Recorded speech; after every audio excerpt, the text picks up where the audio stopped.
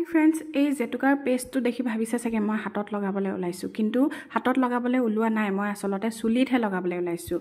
আৰু এই জেতুকাৰ পেষ্টটোত মই কি এড কৰিছোঁ জানেনে বাৰু? ইয়াতে মই এড কৰিছোঁ জবা ফুলৰ পাত, নৰসিংহৰ পাত আৰু কণী। জেতুকাটো আছেই, আৰু এই গোটেই ইনগ্ৰিডিয়েণ্ট কেইটা চুলিৰ বাবে কিমান বেছি প্ৰয়োজনীয় হয়তো বহুতে জানেই, তথাপিও মই কৈ দিছোঁ এবাৰ।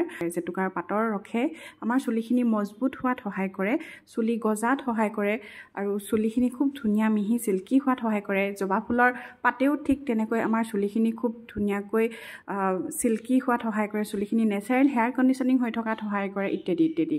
আৰু নৰসিংহৰ পাতে আমাৰ চুলিখিনি ক'লা কৰি ৰখাত সহায় কৰে, চুলিৰ গুৰি মজবুত হোৱাৰ পৰা আদি কৰি চুলিৰ উফিৰ সমস্যা ইত্যাদি ইত্যাদি সমস্যাবিলাক নোহোৱা কৰে। আৰু কণীয়ে আমাৰ চুলিখিনিত প্ৰটিনৰ দৰে কাম কৰে, আৰু চুলিখিনি খুব ধুনীয়া নেচাৰেল এটা কণ্ডিশ্যনিং সৃষ্টি কৰি চুলিখিনি চিল্কি কৰি ৰখাত সহায় কৰে, চুলি গজাত সহায় কৰে, চুলি দীঘল হোৱাত সহায় কৰে, চুলিৰ উফিৰ সমস্যা নোহোৱা কৰে।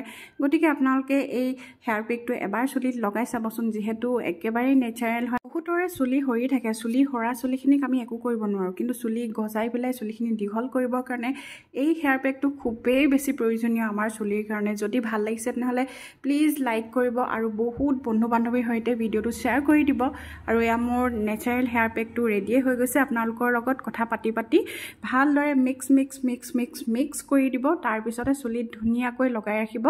এই হেয়াৰ পেকটো আপোনালোকে সপ্তাহত 2 বাৰ লগাব পাৰে। যিসকলৰ চুলিৰ সমস্যাত বহুত বেছিকৈ ভুগি আছে, আৰু যিসকলৰ চুলিখিনি একদম ভালে আৰু ঠিক ঠাক, তেওঁলোকে 1 মাহত 4 বাৰমান লগাই দিব পাৰে। একেবাৰে নহ'লেও আপোনালোকে এমাহত এবাৰো লগাব পাৰে।